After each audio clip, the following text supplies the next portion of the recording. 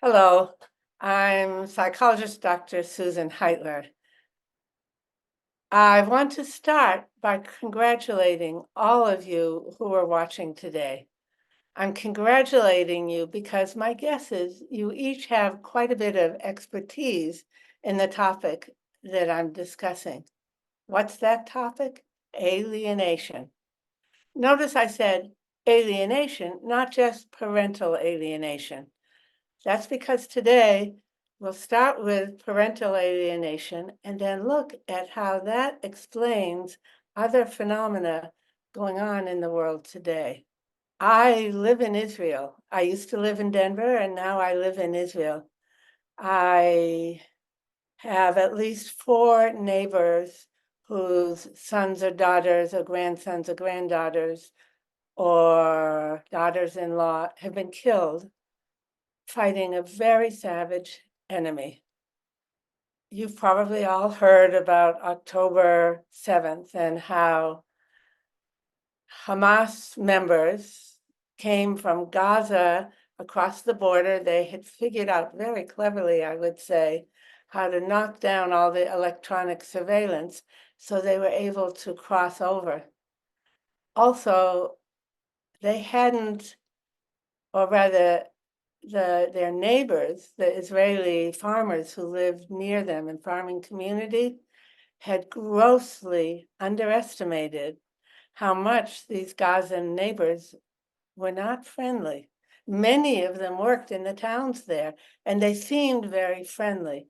It turns out that underneath that cover of friendliness was determination to commit heinous crimes, killing, raping, chopping heads off babies, putting people in ovens. It's horrendous. Okay, sorry. I get upset every time I think about it. In fact, just today in our town, there was another funeral of another neighbor whose son had such a promising future and died in battle. So I'm a little emotional today. Having said that, what does the war in Gaza between Israel and Hamas have to do with parental alienation? Everything.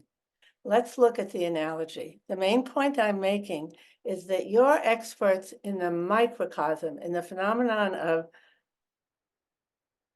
parental alienation, because odds are you know someone or someone in your family, or maybe you yourself, have been victimized by it.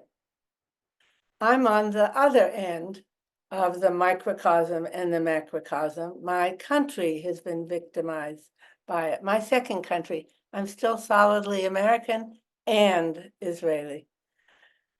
Okay, so let's tease out this analogy. What's similar? Well, let's start with the basic phenomenon of alienation. Alienation occurs when there's a triangle, parent, I'm talking parental alienation, child, one parent, the other parent, and the children. In the case of Hamas, there's neighbors. Hamas, which is the head of Gaza, and the army and the ideology that's been controlling Gaza. The next door neighbor is Israel, with a normal democratically elected government. And the people impacted are the citizens. In particular, Hamas has been very successful in turning their citizens against the people next door. Now, this is really bizarre because many Gazan citizens used to cross over and work in Israel. They could earn vastly better salaries there. And it was a safer, happier country than a country run by a tyranny, which is what Hamas is, who shoots or tortures or jails anybody who disagrees with them. Okay,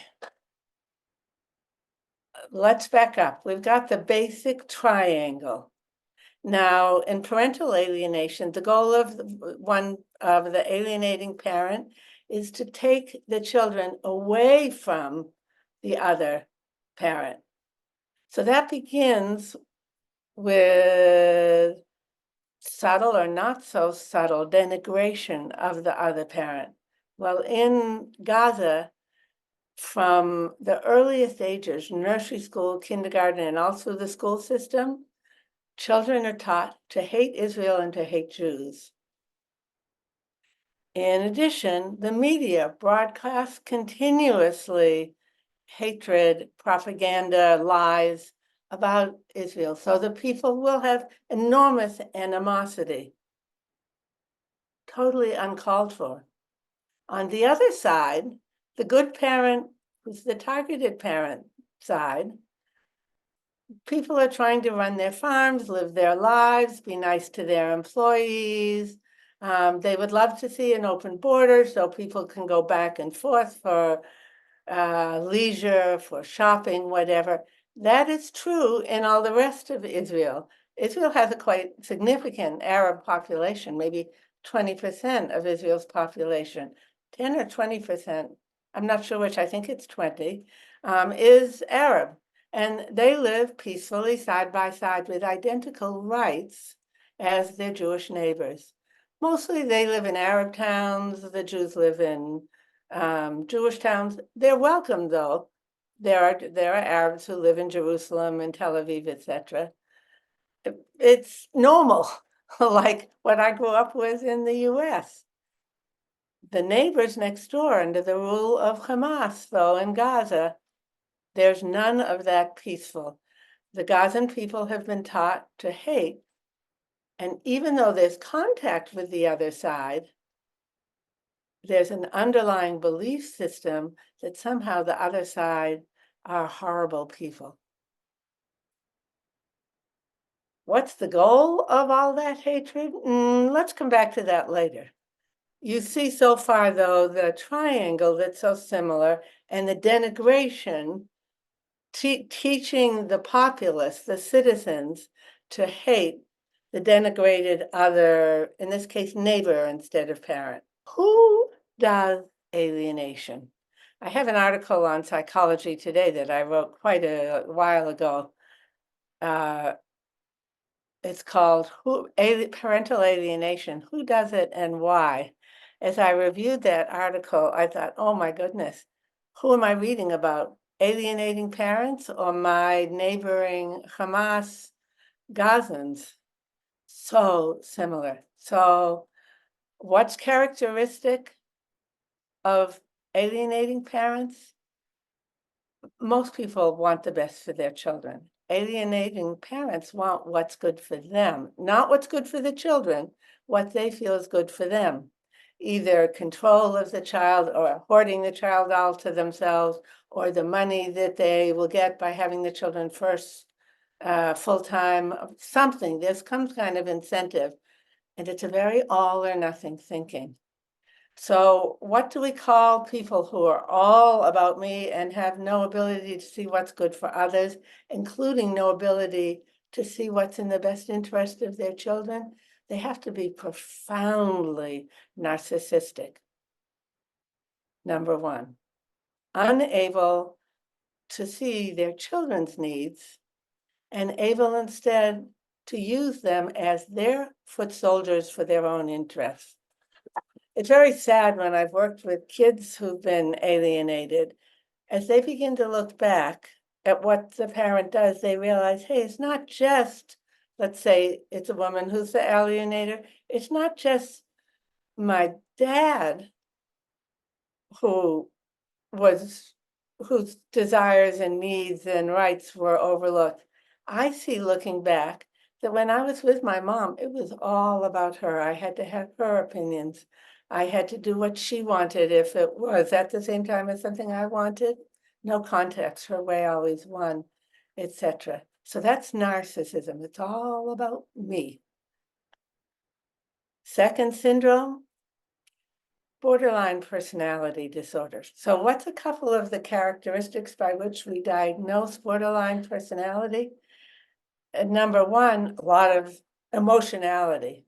We see that. Number two, splitting. What's splitting? It's dividing the world into us against them. So either you're on my side or you're against me. And I do all I can to get everyone on my side. I'm sure you've all experienced an alienated parent, alienating parent who turns the rest of the extended family against the targeted parent. In fact, it's likely that they went to the doctors and the teachers and the child's neighbors and said subtle or extreme negative things about the targeted parent. So no one wants anyone to do with them anymore. Very familiar, just what's been going on with Hamas, telling the world how horrible Israel is.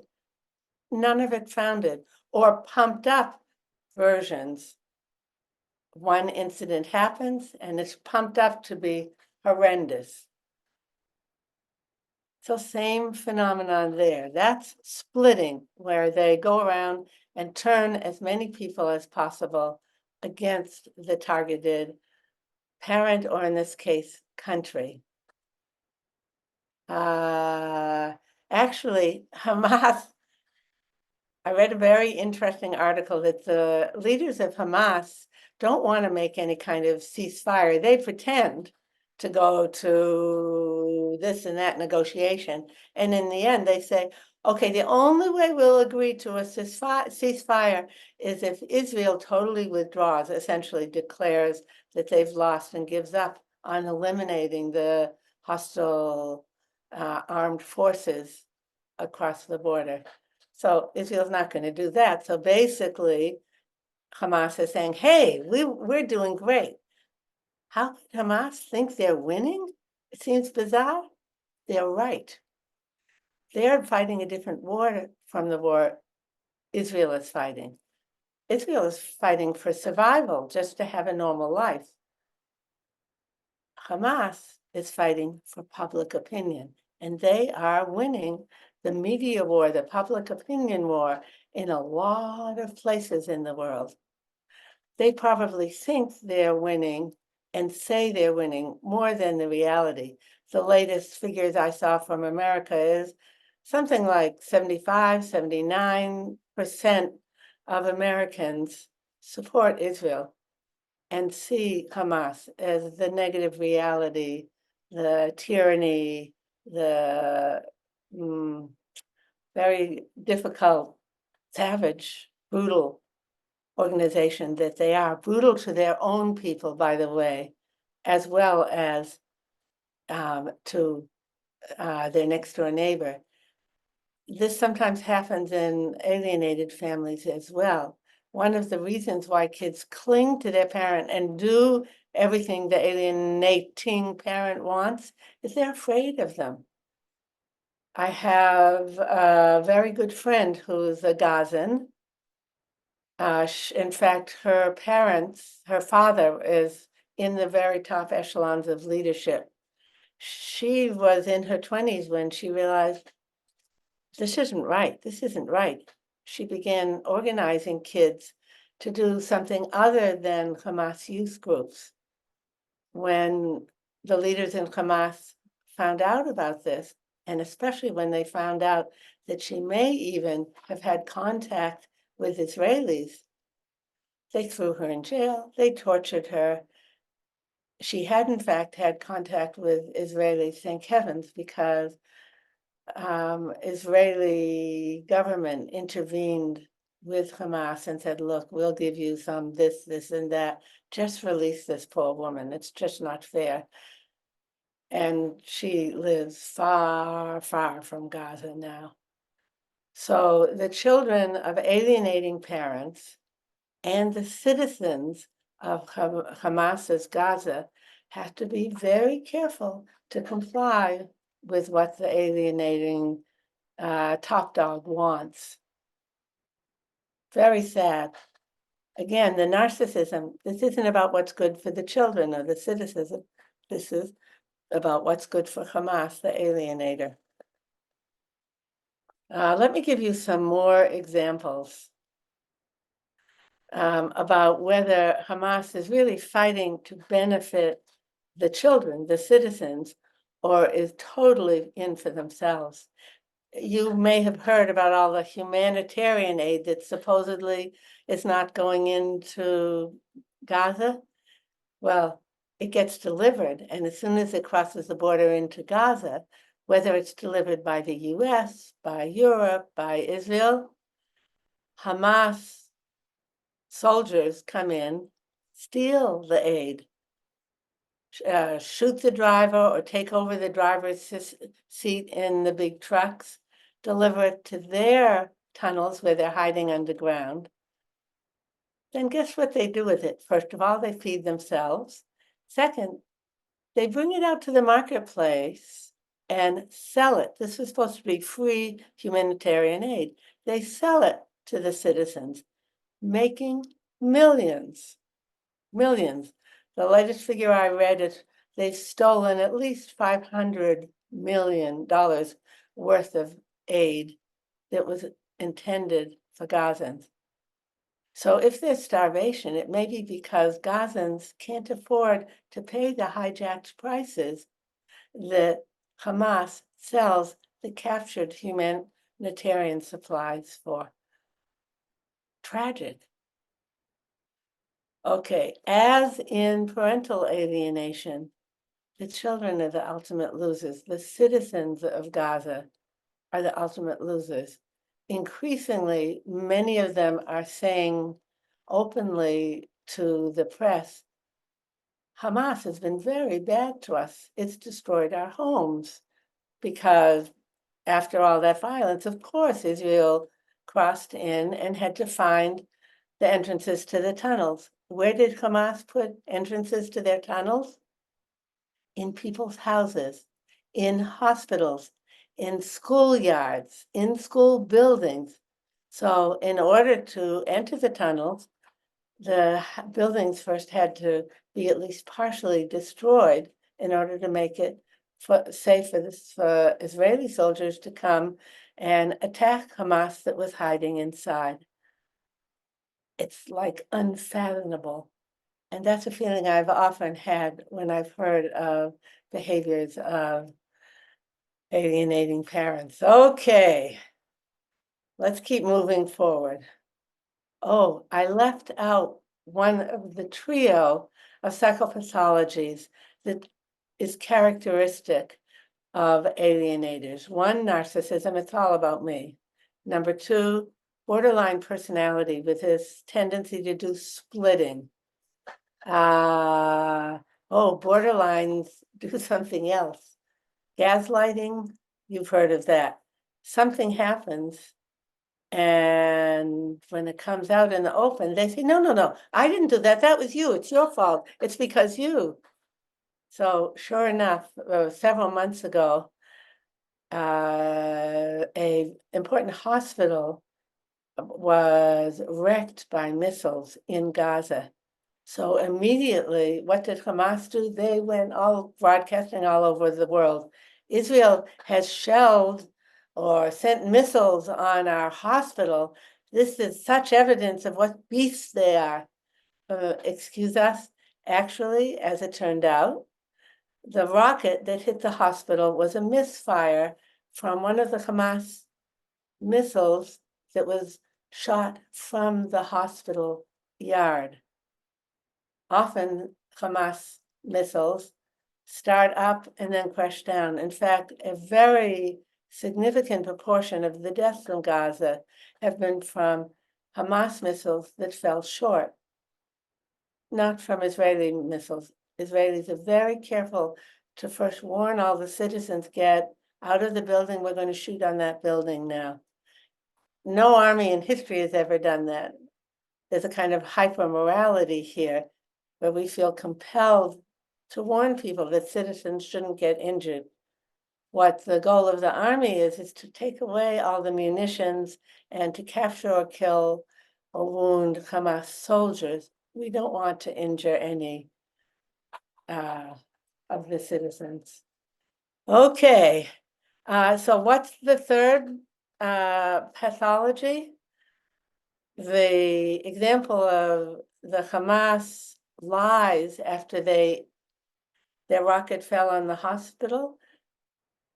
Who does that? Who lies like that when something bad has happened? You have to be pretty, what psychologists call sociopathic. That is, the rules of society don't apply to me. I can lie, I can kill, I can injure, whatever. I can say whatever I want. That's sociopathy. Okay, so that's on finishing up on who does alienation and who gets hurt by it, the children, the citizens, as well as the targeted parent, or in this case, the targeted country, and the targeted ethnic group, Jews. Okay, how do they win? How does Hamas win? Well, I've said already, they win, in their eyes anyways, by poisoning world opinion. How do they poison world opinion? What do they do with the media that switches who's legitimate and who's outrageous? There are 4 techniques in particular that Hamas uses, and every time I see one of them, I think alienation, just like parental alienation. Number 1, false narratives. They pump up and distort a real thing that happened. So, for instance, one of the core false narratives of the Palestinian world, and I say the Palestinian world because throughout the Palestinian world, kids have been taught this narrative, adults have been taught this narrative for more than 50 years, 70 years. The narrative was that in 1948 happened the Nakba. What's the Nakba? That was the takeover or the successful resistance that Israel made to the 5 Arab armies from all the surrounding countries that were attacking Israel. Israel succeeded. Before Israel succeeded in protecting itself, however, the heads of some of the Arab countries contacted Arabs who were living in what's now Israel. They said, get out, get out, get out. You better run for your lives. We're on our way. We're going to attack. Now, maybe they meant well. They were so full of enthusiasm and naivete, so certain that they were going to just rush into Israel and take it all over, much like the October 7th Hamas people. They were so certain, they told the Palestinians, quick, run to your neighboring countries, Jordan, Lebanon, Syria. Stay there just a couple days, and then it'll be safe for you to come back, and the Jews will be gone. Well, it didn't work that way. In fact, the Arabs lost. The Jews stayed. All that time, Jews in Israel were saying to their Arab neighbors, no, don't leave. There's no need for you to leave. We're not going to attack you. We're just going to fight back to protect the country. Well, there's a lot of, quote, refugees who are basically the descendants of those people who used to live in Israel. Mostly, by the way, not all that long. 1 generation, 2 generations at most, very few, even that, because most of the Palestinians or Arabs had come to live in Israel because it was already becoming a prosperous country and there were jobs. The neighboring Arab countries were very poor. People from those countries, when they came here, could make a living, they could build a house for their families, they could get education. It was a good place to live here, and it still is, which is true for Arabs who live here as well as for Jews. That aside, the Nakba is the code word for that, oh, Jews were responsible for pushing out all of the Arab citizens or inhabitants of Jerusalem and Tel Aviv and the surrounding areas. Not all, many stayed, but many did leave. So that's the source of the so-called refugee problem. There's more and more details to this. I could give you more examples of false narratives Let's leave it at that one for now. Second, usually an alienating parent has a central false narrative. Typically, my husband has been sexually molesting the kids. My husband has been violent with them, etc. You know that part. You're experts on that. Okay. As time goes on, in addition to the central false narratives, things happen. That's where the second technique comes in. For media consumption, lies. How many people have you heard have been killed in Gaza? How many children? How many mothers? How many citizens, innocent citizens? Well, Israel hasn't had a way to put out statistics until recently. Hamas statistics, it's now come out, have been something between double or 10 times what the realities are. In addition, what they call children includes the 16 to 18-year-olds, and maybe primarily 16 and 18-year-olds, who are actually soldiers for Hamas, who were products of Hamas youth groups who'd been taught to throw stones and attack and put themselves in harm's way, as well as to attack Israelis. So much for trustworthy information coming from Hamas health authorities. So pretty much any statements that come out of Hamas are lies. Besides pumping up, overestimating damage that's been done or number of people killed, or the seriousness of, I'm thinking of one couple I saw where the dad had an interaction with the daughter where she was being extremely sassy and actually kicked him where it really hurts. He was shocked and pushed her back. That was the grounds on which the wife, the alienator, said, he abuses my daughter. He's violent with her. Look, I have pictures of when she fell down. That's taking an incident and pumping it up. So I call it pumping up. That's one form of lies that happens. I gave you also the false reports blame of Israel, like at the hospital, for blaming Israeli rockets or missiles when it was Hamas rockets that had caused the damage to the hospital. And the huge one that always makes me kind of smile, although it's horrible, is projection. So if you've heard any pro-Palestinian propaganda, you've probably heard genocide, apartheid. Wait, for whom do those labels apply? Goals of Hamas are genocide and apartheid. They're projecting or attributing to their enemy, Israel, what they themselves are doing.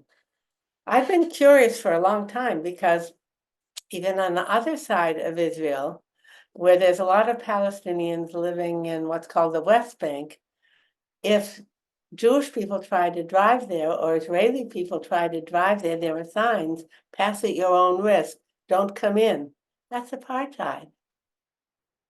And for those who go in any case, it can be very dangerous. That's apartheid. And on October 7th, what did Hamas do? They rushed, I think it's 20,000 people, 10,000 people, 2,000, I don't know how many, several thousand to many thousand Hamas people rushed the borders and in a very planned, pre-choreographed, well-practiced way, ran through killing, maiming, etc., and taking hostages of as many people as possible with the goal of getting rid of everybody and moving further and further and further, believing that they will scare Israel enough that everyone will back off. Thank heavens, as with the 1948 war, Israel protects itself. Israel protects its citizens. Not soon enough, far too many people were killed. 1,200 innocent people killed, several hundred hostages taken. I mean, whatever. I won't go on and on there. The point is, those words and many other attributes of Israel that are assigned to Israel by name calling by Hamas, genocide, apartheid, it's what they themselves do. When I work with sons and daughters of an alienator who've been alienated, I tell them, make a list of everything the alienating parent has said about the targeted parent. Then we go back through the list. Oh, she said your dad's very selfish. Who's selfish, your mom or your dad? And they laugh. I never thought of that, they'll say. And as we go through the list, one by one, all of them are in fact self-descriptions attributed or projected onto, that's projection, the targeted parent. Only I have a few more points I want to make of the analogy, or how parental alienation clarifies the paradigm and the techniques of alienation in the macrocosm, including the current war between Gaza and Hamas and Israel. Okay, I'll keep going. Use of the courts. How many of you listening to this have had an experience or know of an experience where the alienator manipulates the courts and gets them to punish the targeted parent, to take privileges away from the healthier parent? Just this last week, that happened where the International Criminal Court responded to a motion brought by South Africa saying, Hamas is innocent. You have to get warrants for the rest of the leaders of the Israeli government. The leaders of the Israeli government are being treated like the targeted parent. Very familiar, using the courts. Now, how do the courts get used? Naivete. We'll come back to that in a minute. Last thing I want to mention is this phenomenon of intergenerational transmission. If you look back at the last 75 years, it's not just the current members of Hamas who've been preaching, Israel is terrible, we have to kill them, we have to take over the land. It goes back multiple generations. Certainly to World War II, where unfortunately Hitler's influence on Muslim leaders, particularly the Grand Mufti of Jerusalem, led to that Mufti proselytizing anti-Israel, anti-Jewish messages throughout the Arab world. So this has been going on multi-generations. It's not just in school where Palestinian and other Arab children around the world, around the Middle East, and around the world, in Muslim schools in America as well. They learn messages that have been passed down from generation to generation about hating the other. The other is sometimes Baha'is or Christians. It's anyone who's not Muslim. It just happens the Jews are in the front of the line of the others.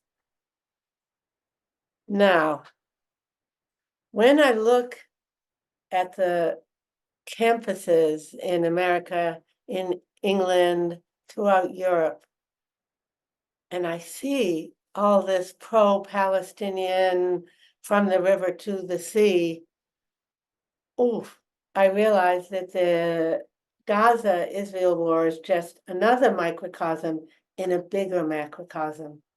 What's going on in the world today is that Iran and its proxies and Islamists, that is, people within Islam who want Iran and Islam to take over the world,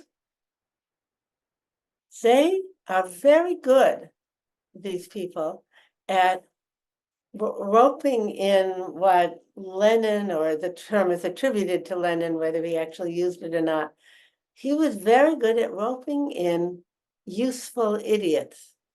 So when you look on the campuses at these pro-Palestinian events, or even in many towns throughout the US, at the pro-Palestinian mobs who go to the town or city council and insist that the city pass anti-Israel resolutions, all these movements have a core of actual Palestinians and lots of useful idiots.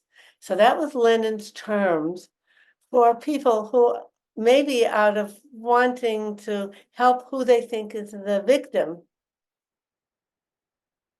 they buy into and help the Palestinian lies, the Palestinian propaganda, thinking they're helping up an important Palestinian cause. Oof. Lots of people are brought in or roped in to helping anyone who calls themselves a victim. Beware. Alienators claim that they are the victim. I'm a victim, so I have a right to victimize him, her, the targeted parent. That's a common, again, narcissistic and especially borderline personality disorder notion. I'm a victim. Not so much narcissist, more borderline. I'm a victim, so I have the right to victimize others, including you. So who does the Islamist, that's not Islam in general, it's those who buy into these ideas, and Palestinians who buy into these ideas around the globe, who are they targeting? Jews are just the first target. They're what they refer to as the little Satan. The United States is the big Satan. So be aware. This buildup of propaganda has been going on against or utilizing Palestinian citizens, the children of the government in the Palestinian areas, for 70 years, and especially the last 20 years, Hamas has been growing. The Muslim Brotherhood is doing the same thing in the US. Be very wary. Muslim Brotherhood is one name, or CAIR, CAIR, another pro-Islamist organization that's building and building and building lots of useful idiots who go along and buy into the ideas, just like the people in your life who've bought into what the alienator has said about the poor targeted parent, and in the process really harmed the children. So I want to end on a cheerful note. A cheerful note repeats what I said at the beginning of this talk, which is you all have real expertise. You have something very special. With expertise comes responsibility. You understand the phenomenon of alienation. You understand the telling of false narratives, the telling of lies, the pumping up a small thing to an outrageous crime, the use of the court, projection. You understand all those phenomena. That gives you the privilege of not only understanding, but being experts. And with expertise and privilege comes responsibility. So I want to ask each and all of you, oh, this makes me emotional. Take seriously the blessing that's in the curse, the knowledge that you have. Take that seriously to protect America, to protect countries, your country around the globe, from the heinous crimes that Islamists, those who buy into these ideas that Islam has to rule the world, do something. And the do something to start with is educate people. When you have dinner, make sure people understand what parental alienation is, what the nature of alienation is, and that it's going on now in their country. That's our best hope that I see, is with alienation, the main work that I've personally been doing. And by the way, we have 3 cases of alienation within my extended family, counting my husband and my side. I'm not a stranger to this, and I just became aware of it because I began having clients who were describing this weird phenomenon that was going on. So I thought I better read up on it and learn more. So my own goal, or my own area of trying to help out, has been to write about it, particularly on psychologytoday.com, where I have about a dozen blog posts on various aspects of that topic. I'm inviting, more than inviting, strongly encouraging all of you to join in the process of educating the world about this alienation phenomenon. Good luck, both with your own family alienation situations and in helping the world. Thank you for joining me today.